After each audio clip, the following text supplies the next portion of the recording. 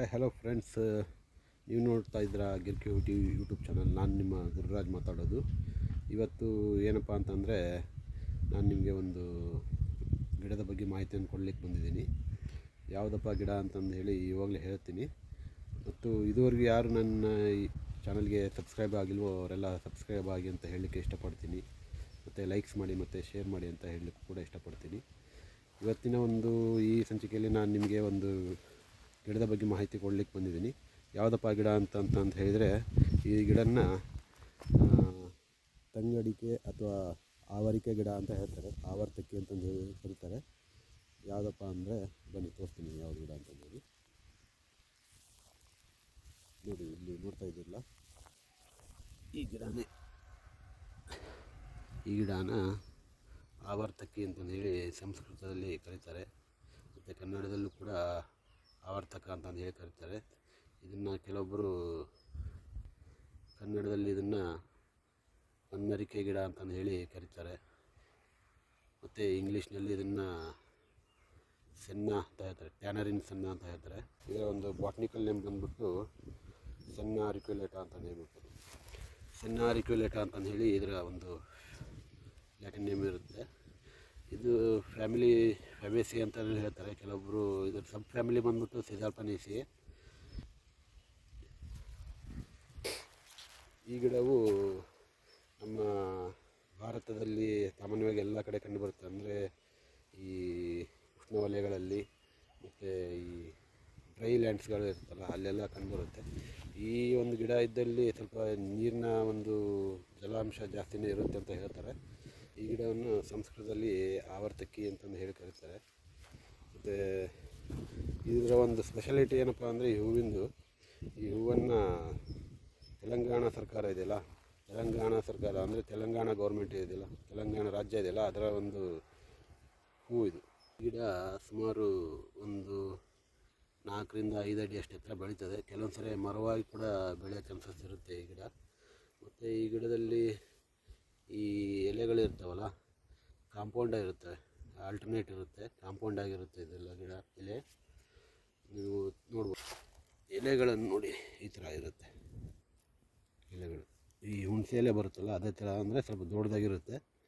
ಮತ್ತು ಪಿನ್ನೇಟ್ ಇರುತ್ತೆ. ಇದು ನೋಡ್ಬೋದು, ಕಾಂಪೌಂಡ್ ಇದೆ, ಆಲ್ಟರ್ನೇಟ್ ಇದೆ ನೋಡಿ ಎಲೆಗಳು. ಮತ್ತು ಕಾಯಿ ಬಂದು ಈ ಥರ ಇರುತ್ತೆ ನೋಡಿ, ಲೆಗ್ಯೂಮ್ ಟೈಪ್ ಇರುತ್ತೆ. ಈ ಥರ ಲೆಗ್ಯೂಮ್ ಟೈಪ್ ಇರುತ್ತೆ. ಹೂವು ನೋಡಿ ಈ ಥರ ಇರುತ್ತೆ. ಇರ್ರೆಗ್ಯುಲರ್ ಶೇಪ್ ಇರುತ್ತೆ. ಕೆಲವೊಂದು ಥರ ದೊಡ್ಡದಾಗಿರುತ್ತೆ. ಮತ್ತು ಹಳದಿ ಕಲರ್ ಇರುತ್ತೆ ಹೂವು. ಕಾಯಿ ಇದು ಒಣಗಿದ ಮೇಲೆ ಸ್ವಲ್ಪ ಬ್ರೌನಿಷ್ ಕಲರ್ ಬರುತ್ತೆ. ಮತ್ತು ಸ್ಟೆಮ್ಮು ಈ ಥರ ಉಡಿಯಾಗಿದೆ. ಇದು ಸ್ಟೆಮ್ಮು ಅಂದರೆ ಗಟ್ಟಿಯಾಗಿರುತ್ತೆ, ಅಷ್ಟು ಸ್ಮೂತ್ ಏನಿರೋದಿಲ್ಲ.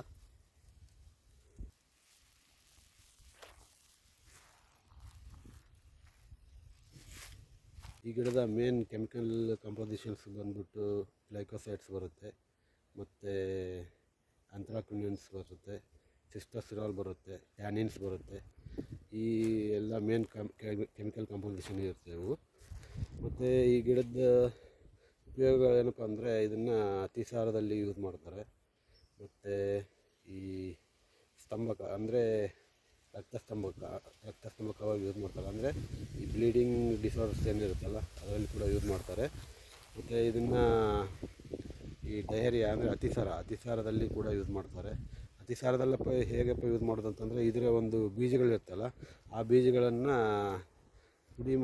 ಪುಡಿ ಮಾಡಿ ವಾರ್ಮ್ ವಾಟರ್ ಅಂದರೆ ಬಿಸಿ ನೀರು ಜೊತೆಗೆ ತೊಗೋಬೋದು. ಅಥವಾ ಬಟರ್ ಮಿಲ್ಕ್ ಅಂದರೆ ಇದ್ರ ಜೊತೆಗೆ ಯಾವುದು ಮಜ್ಜಿಗೆ ಇರುತ್ತಲ್ಲ, ಮಜ್ಜಿಗೆ ಜೊತೆ ಕೂಡ ತೊಗೊಂಡ್ರೆ ಈ ಒಂದು ಅತಿಸಾರ ನಿಲ್ಲುತ್ತೆ. ಮತ್ತು ಕ್ರಿಮಿಗ್ನ ಅಂತ ಹೇಳಿ ಕರೀತಾರೆ ಈ ಗಿಡನ.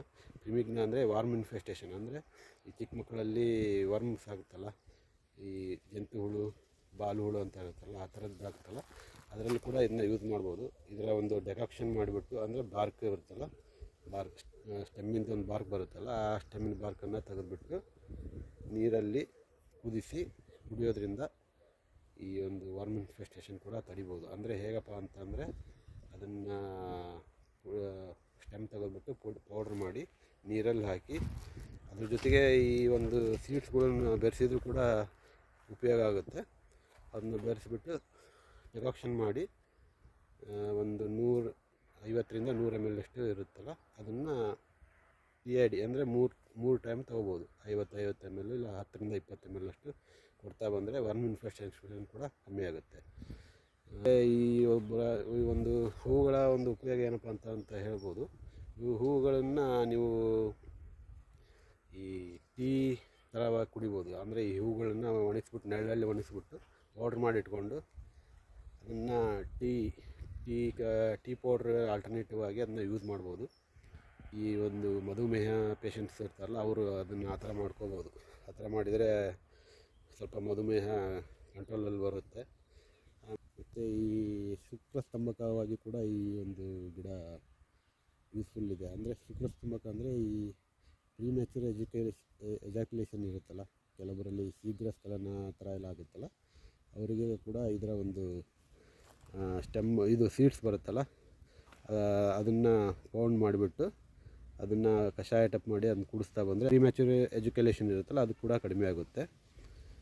ಮತ್ತು ಈ ಒಂದು ಗಿಡನ ಕುಷ್ಠಗ್ನ ಅಂತಂದು ಹೇಳಿ ಕೂಡ ಕರೀತಾರೆ. ಅಂದರೆ ಕುಷ್ಠ ಅಂದರೆ ಸ್ಕಿನ್ ಡಿಸಾರ್ಡರ್ಸ್ ಏನಿರುತ್ತಲ್ಲ, ಅದರಲ್ಲಿ ಕೂಡ ಇದು ಯೂಸ್ಫುಲ್ ಆಗಿರುತ್ತೆ ಈ ಗಿಡ. ಅಂದರೆ ಇದರ ಒಂದು ಸ್ವರಸ ಅಂತಂದರೆ ಇದ್ರ ಫ್ರೂಟ್ಸ್ ಬರುತ್ತಲ್ಲ, ಆ ಫ್ರೂಟ್ಸ್ನ ಅಂದರೆ ಲೆಗ್ಯೂಮ್ಸ್ ಇರುತ್ತಲ್ಲ, ಅದರ ಒಂದು ಸ್ವರಸ ಮಾಡ್ಕೊಂಬಿಟ್ಟು, ಅಂದರೆ ಹಾಗೆ ಜಜ್ಜಿ ಕುದಿಸ್ಬಾರ್ದು, ಅದೇ ಥರ ಅದನ್ನ ಅಪ್ಲೈ ಮಾಡಬೇಕು ಬಾಡಿ ಎಲ್ಲೆಲ್ಲಿ ಕುಷ್ಠ ಇದು ಸ್ಕಿನ್ ಡಿಸಾರ್ಡರ್ ಇರುತ್ತಲ್ಲ ಅಲ್ಲಿ ಅಪ್ಲೈ ಮಾಡ್ತಾ ಹೋದರೆ ಅದು ಒಂದು ಅದರ ಒಂದು ಸ್ಕಿನ್ ಡಿಸಾರ್ಡರ್ ಏನಿರುತ್ತಲ್ಲ ಅದು ಹೋಗುತ್ತೆ. ಮತ್ತು ಅದನ್ನು ರಸ ಕೂಡ ಕುಡಿಯಬಹುದು. ನೋಡಿ, ಇಷ್ಟೆಲ್ಲ ಒಂದು ಬೀದಿ ಬದಿಯಲ್ಲಿ ಹೋಗುವಂಥ ಗಿಡಗಳಿಂದ ಎಷ್ಟೊಂದು ಉಪಯೋಗ ಇರುತ್ತೆ. ಯಾರು ಅಷ್ಟೊಂದು ಗೊತ್ತಿರೋದಿಲ್ಲ. ನಾನು ಅದನ್ನು ತಿಳಿಸ್ಕೊಡ್ಬೇಕು ಅಂತಲೇ ನಿಮಗೆ ಇವತ್ತು ಈ ಒಂದು ಸಂಚಿಕೆಯನ್ನು ಮಾಡಿದ್ದೀನಿ. ಈ ಒಂದು ಸಂಚಿಕೆ ಯಾರಿಗೆಲ್ಲ ಇಷ್ಟವಾಗಿದೆ ಅವರೆಲ್ಲ ದಯವಿಟ್ಟು ಲೈಕ್ ಮಾಡಿ ಮತ್ತು ಶೇರ್ ಮಾಡಿ ಅಂತ ಹೇಳಲಿಕ್ಕೆ ಇಷ್ಟಪಡ್ತೀನಿ. ಇದುವರೆಗೆ ಯಾರು ಸಬ್ಸ್ಕ್ರೈಬ್ ಆಗಿಲ್ವೋ ಅವರೆಲ್ಲ ಸಬ್ಸ್ಕ್ರೈಬ್ ಆಗಿ ಅಂತ ಹೇಳಲಿಕ್ಕೆ ಕೂಡ ಇಷ್ಟಪಡ್ತೀನಿ. ಇದೇ ಥರ ಮುಂದೆ ಇನ್ನೂ ಕೆಲವೊಂದು ಗಿಡಗಳನ್ನು ನಾನು ನಿಮಗೆ ತೋರಿಸ್ತೀನಿ ಮತ್ತು ಅದರ ಯೂಸ್ಫುಲ್ ಪಾರ್ಟ್ಸ್ನ ಅದರ ಯೂಸಸ್ಗಳನ್ನೆಲ್ಲ ಹೇಳ್ತೀನಿ. Thank you very much. Bye.